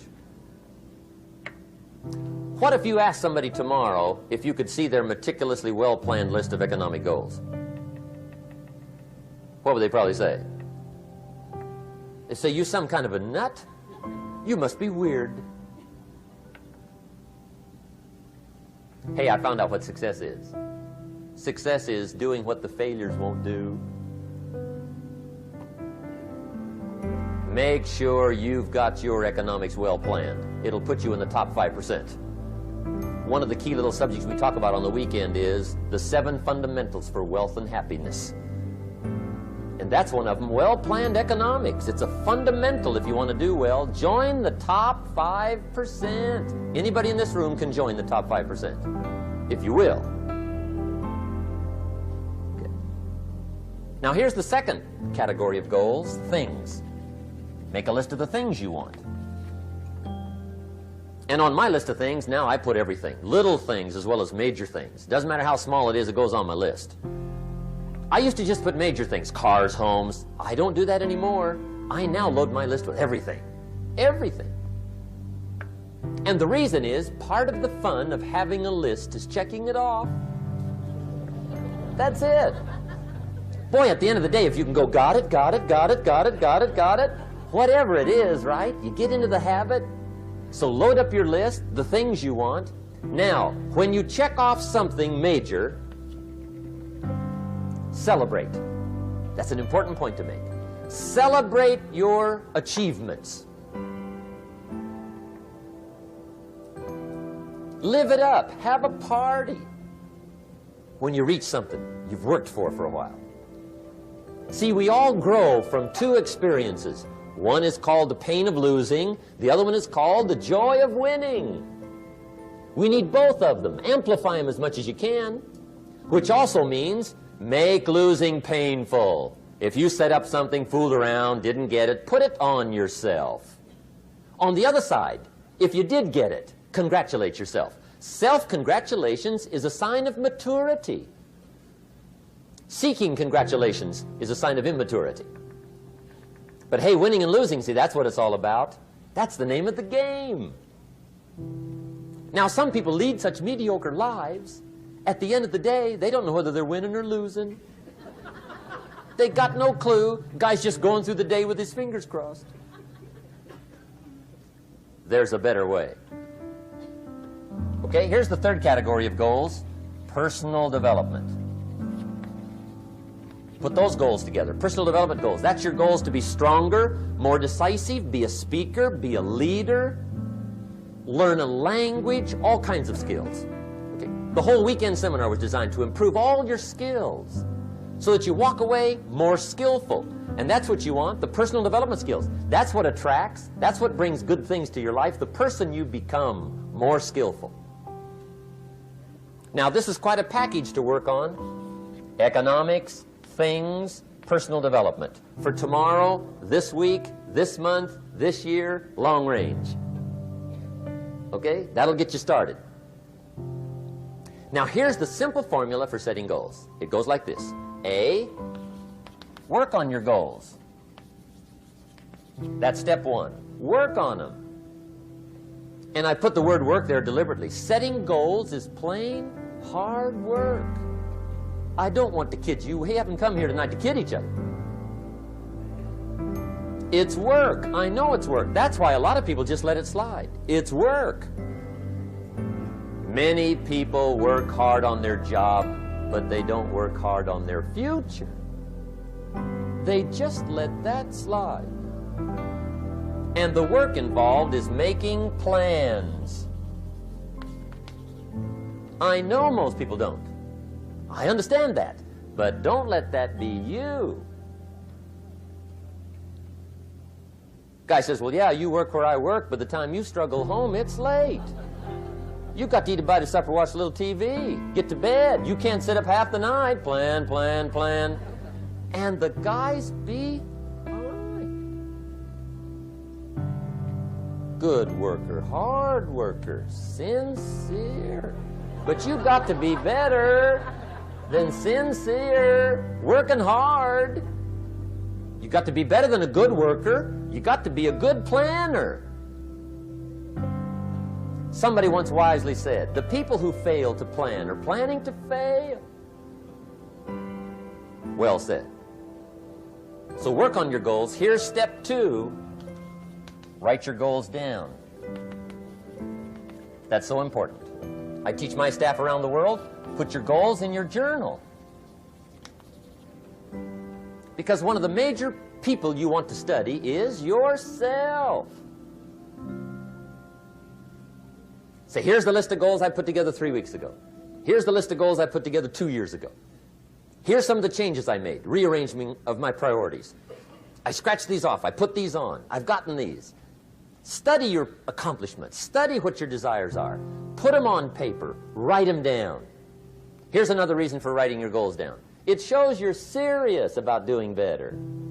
And to do better, you got to get serious. You don't have to be grim, but you must be serious. Everybody hopes things will get better.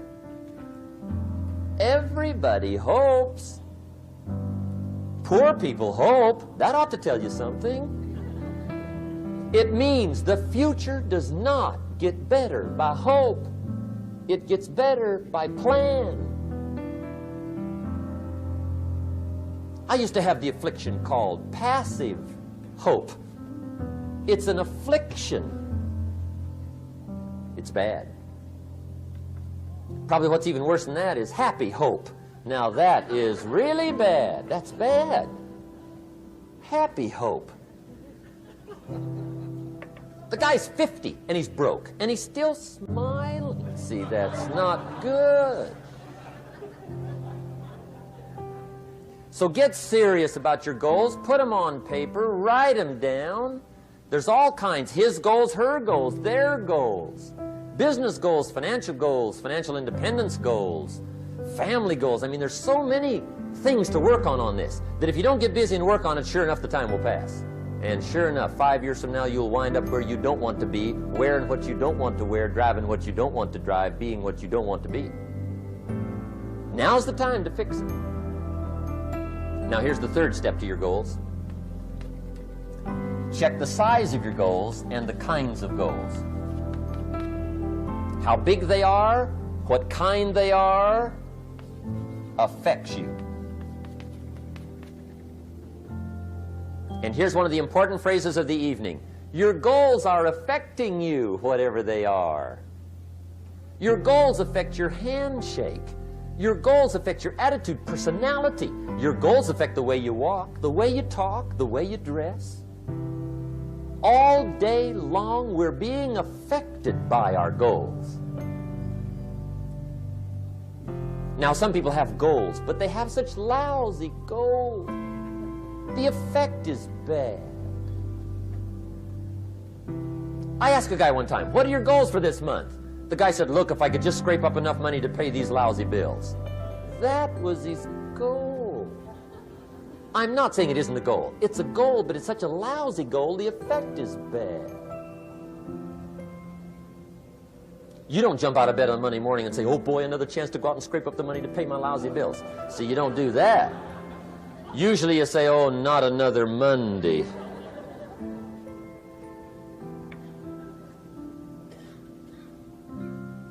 And some people have so given up on life, they have joined the thank God it's Friday club. How sad. Surely those are the same people, when life is over for them, will say, thank God it's over. Let me give you a Bible philosophy that teaches how to get whatever you want. That's the title of the next set of notes. How to get whatever you want. From the Bible. Now again, I'm an amateur when it comes to the Bible. I'm not a pro. But this I can quote, and I think that'll be sufficient. How to get whatever you want. Here's what it says if you're ready. It says, ask,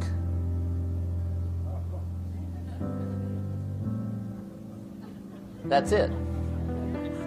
End of notes. Ask. If there's one art in life to learn extremely well, that's got to be one of them. The art of asking. What does ask mean? Ask means, what do you want? And the formula is staggering. It says ask and what? A guy ought to look into that.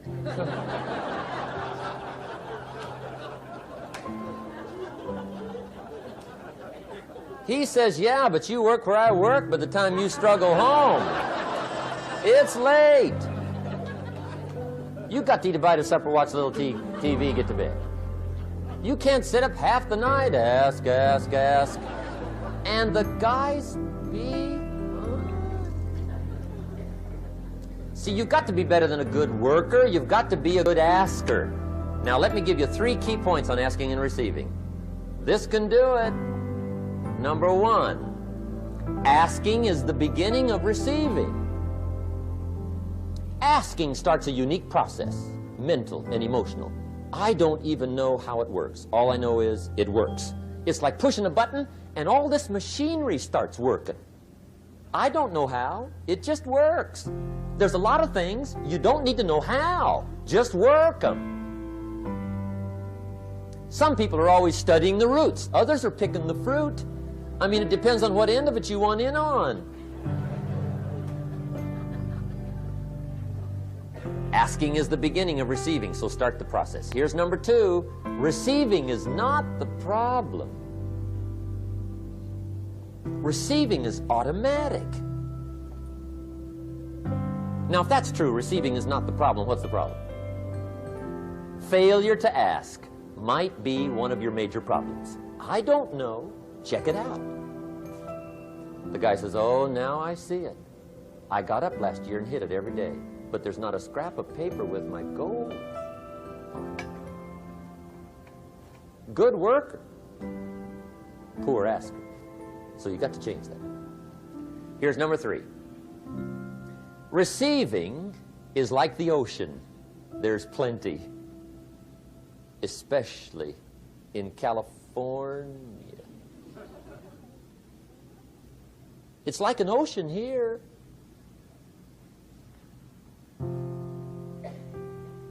Success is not in short supply. It isn't rationed, and you stepped up to the window and it was all gone. No, no, no. It's like an ocean here. Now, if that's true, what's the problem? Well, some people go to the ocean with a teaspoon. Have you got the picture? See, what you want to do in view of the size of the ocean is trade your teaspoon for at least a bucket, and you'll look better down at the ocean. Kids won't make fun of you, right? Okay. Now, there's 2 ways to ask, and we'll wrap up goal setting. 2 ways. Here's number 1. Ask with intelligence.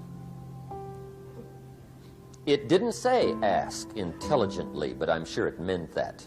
Don't mumble. You don't get anything by mumbling. Be clear. Be specific. Intelligent asking means how wide, how high, how soon, when, what size, what color, how much. Define what you want and describe what you want. That's powerful. In the weekend seminar we teach, goals become like a magnet. They pull you that direction. And the better you describe them, the more they pull. So ask intelligently. Here's number 2. Ask with faith. That's the childish part of the equation. Believe you can get what you want like a child. Not an adult. Adults are too skeptical.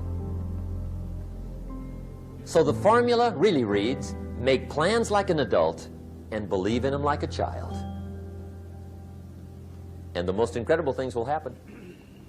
Just try it for 90 days. Just try it. You can always go back to the old ways. Just try it, just 90 days, 90 days. Now here's the last qualifying phrase on goal setting, as we promised to qualify everything. And it simply goes like this. Remember, you won't get everything you want. And we've already studied the reason for that. Simply, sometimes it hails on your crop and rains on your parade. It's that kind of planet. So you won't get everything you want, but if you will work this goal-setting formula, you can get plenty for wealth and happiness. Okay, that's goal setting. We use it around the world. We recommend it. Now, maybe it won't work as well for you as it has for me. I don't know. Maybe not. But what if it did? You got to try. Okay. Here's the last subject, the day that turns your life around. Let me just quickly give you a list of 4 emotions that can change your life in one day. Emotions are powerful. Sometimes it doesn't take much to alter your whole life direction.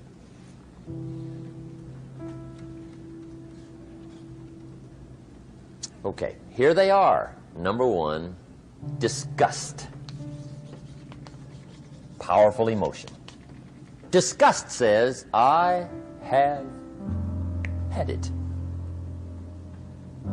See, that could be the day. The day you can say, I've had it.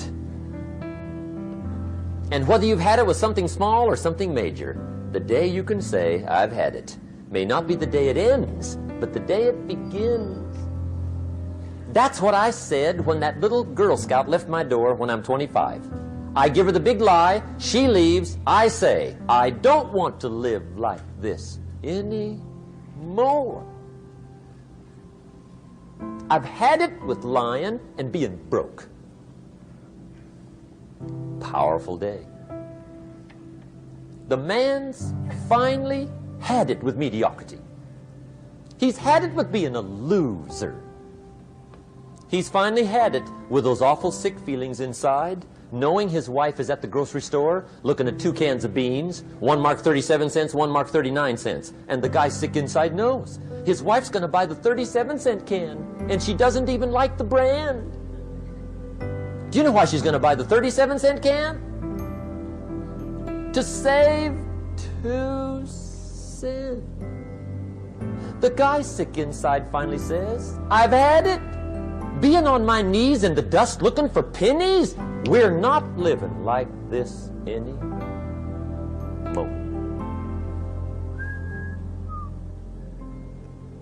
Could be the day that turns your life around. The day you can say, I've had it. He walks into his closet and rips everything in it to shreds and says, I've worn this embarrassing stuff for the last time. And not only will I never wear it again, no one else will ever wear it again. Commit an act that says, I've had it. Powerful. Here's the next one, decision. And decision-making is powerful. And it's emotional. That's those knots in the pit of your stomach, right? Waking up in the middle of the night in a cold sweat, trying to decide. We sometimes call it inner civil war. What shall I do? Well, for progress, you must decide. The best advice I can give you came from a wealthy friend of mine who said, if it's easy, do it easy. If it's hard, do it hard. Just get it done. If you went home tonight and in the next few days cleaned up a whole list of decisions, that might furnish enough inspiration for the next 10 years. I found this out many times after you've decided. Getting on with it is easier than deciding. Sometimes decision is the toughest part. Here's the next emotion, desire, wanting to bad enough. And I don't know how to tell you to want to. That's something you've got to come up with. There's 2 things I know about desire. Number 1, it comes from inside, not outside. You don't send off for it. Number 2, I know desire can be triggered by something. Who knows what it might be? Sometimes desire waits and sleeps for something to happen. Maybe it's a book, maybe it's a song, maybe it's a sermon, maybe it's a lecture, a seminar, maybe it's the conversation of a friend, a happening, an event. Who knows? The best advice I can give you is what I give my staff. It goes like this: welcome every human experience. You never know which one is going to turn it all on. Even the bad experiences. Sometimes from the bitterest experience comes the greatest awakening. So let down the barriers, take down the walls. The same wall that keeps out disappointment keeps out happiness. Let life touch you. Don't let it kill you, but let it touch you. Here's the last one. This one's powerful. Resolve. Resolve says, I will. Two of the most powerful words in the language. I will. Benjamin Disraeli once said, nothing can resist a human will that will stake even its existence on the extent of its purpose. Shortly put, I'll do it or die. See, that's powerful. That could be the day that turns your life around. The world has a strange way of stepping aside when somebody says, I'll do it or die. The man says, I will climb the mountain. They've told me it's too high, it's too far, it's too rocky, it's too difficult, it's never been done before, but it's my mountain, I will climb it. Pretty soon you'll see me waving from the top. Or dead on the side, because I ain't coming back.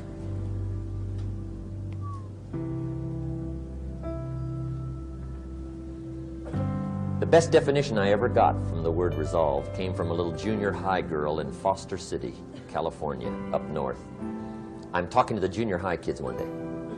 I love to ask kids definitions. They come up with beauties.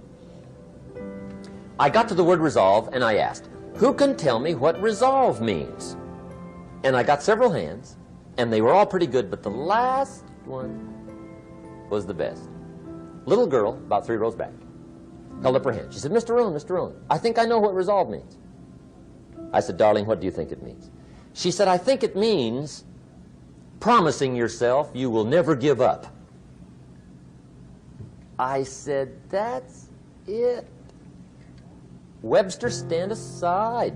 That is the definition. Promise yourself you will never give up. I asked the kids, how long should a baby try to learn how to walk? How long? How long would you give your average baby before you shut him off? How long?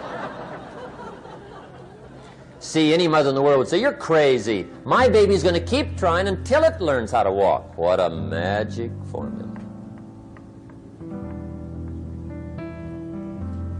Now let me show you what triggers all emotions into activity that brings results. And results is the name of the game. Here it is.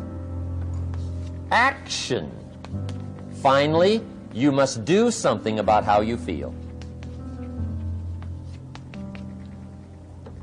Jesus, the master teacher, said, don't just be listeners, be doers. The world admires the doers.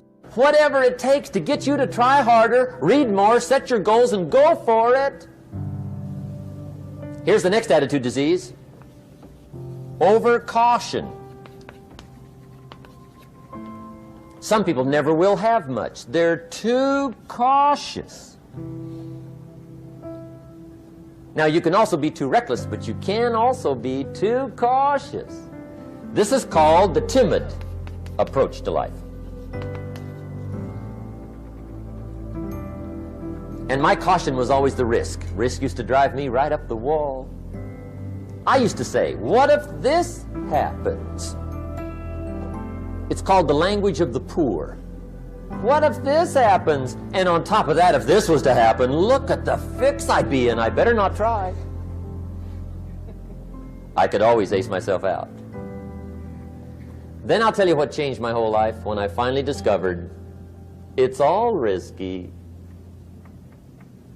The minute you were born, it got risky.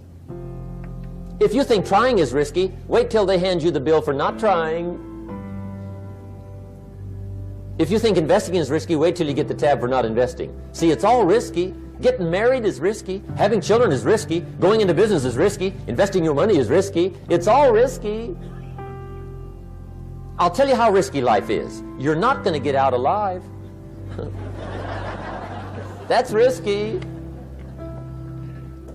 The Englishman says, well, if that's the way it's going to work out, let's give it a go. Right, that's what it's for. Give it a go. Somebody says, yeah, but I'm looking for safety and security. Fine, then huddle in a corner. We'll cover you with a sheet, bring you 3 meals a day.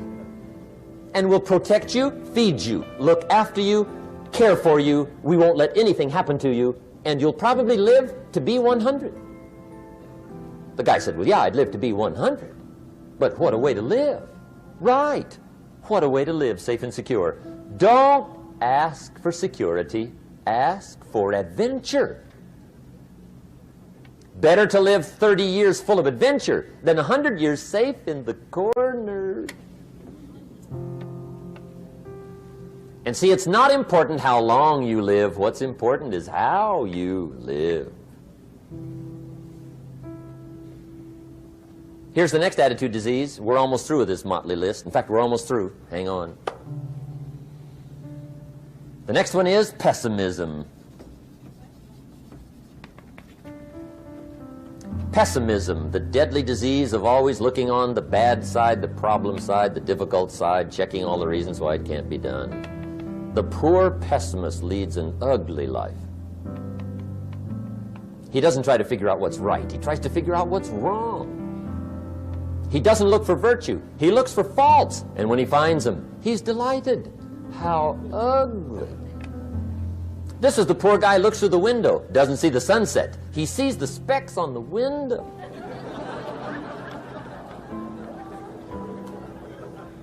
And this is the poor guy, right, who rushes up, takes such leave of his senses. This guy rushes up and he says, I've got 5 good reasons why it won't work. He's so dumb he doesn't know all he needs 1. He's got 5.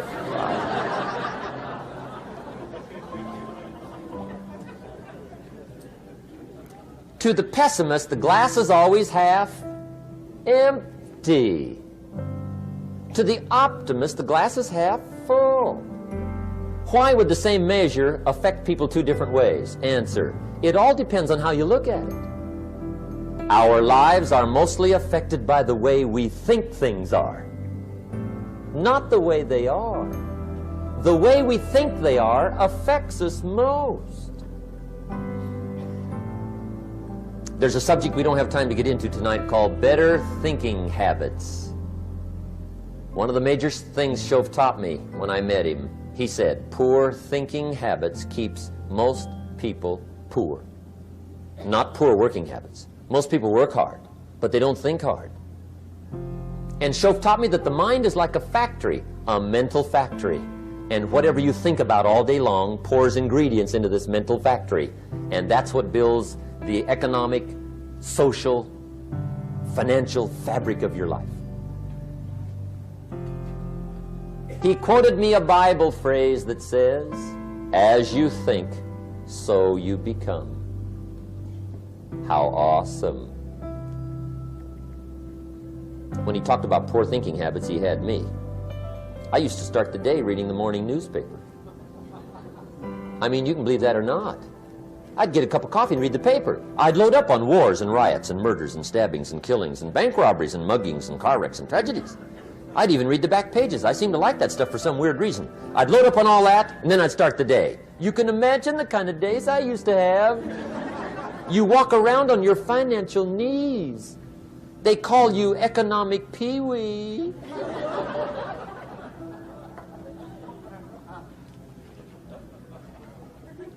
The guy says, I want to be a great leader.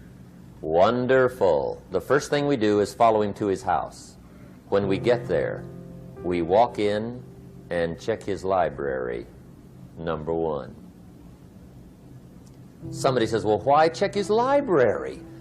The reason is because what a man reads pours massive ingredients into his mental factory, and the fabric of his life is built from those ingredients.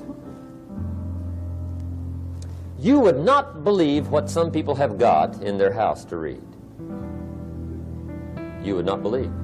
One of the best dressed up words I know for a lot of it is trash.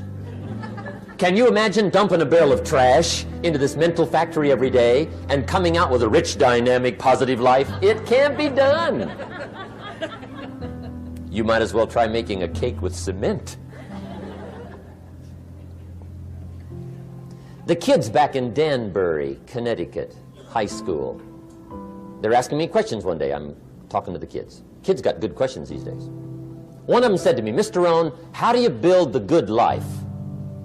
I said, it's simple. It's not easy, but it's simple. Here's how you build anything. Select the right ingredients, keep out the wrong ingredients, and it starts with thought. Everything starts with thought. So you must be wise and careful what you think about, because that starts everything. You got to be wise and careful. I asked the kids, what would happen if somebody dropped sugar in my coffee? They said, well, you'd be okay. I said, what if somebody dropped strychnine in my coffee? They said, well, you'd be dead. I said, correct. Lesson 1. Life is both sugar and strychnine. You gotta be careful.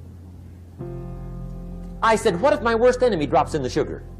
They said, will you be okay? I said, what if my best friend, even by accident, drops in the strychnine? They said, well, you'd be dead. I said, correct. Lesson 2, watch your coffee.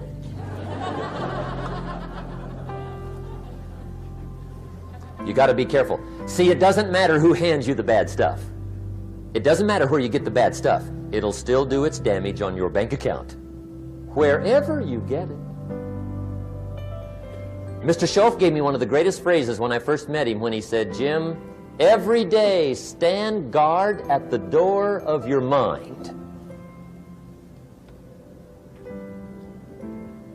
How important. Stand guard at the door of your mind.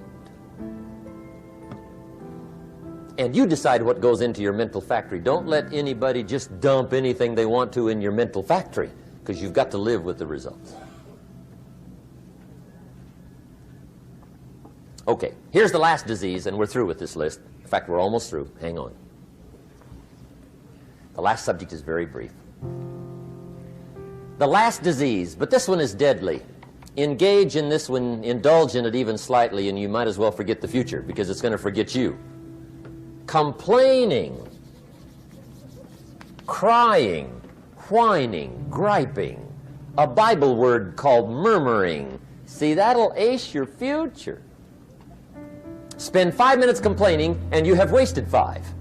And you may have begun what's known as economic cancer of the bone. Surely they will soon haul you off into a financial desert and there let you choke on the dust of your own regret. I hope I said that well, so you won't forget. It's a deadly disease. If you don't think it's bad, ask the children of Israel of Old Testament fame. Typical of us all, their story just happened to get in the book. Story says, children of Israel were slaves.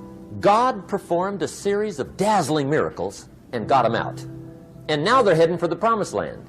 Remember the story? Heading for the promised land. Tragedy of the story, they never got there. Reason. From day one, they started to complain. They griped about the water. They griped about the weather. They whined and cried and griped about the food. They griped about the leadership. They whined and cried because it was too far, too cold, too hot, too difficult, too miserable. I mean, they whined and cried for years. Finally, God said, I've had it, trip canceled. Or something like that. The story says they died in the desert, never got to the promised land. Which I think means 2 things. Indulge in this long enough, you get your future canceled. And I guess it also means even God himself can only take so much.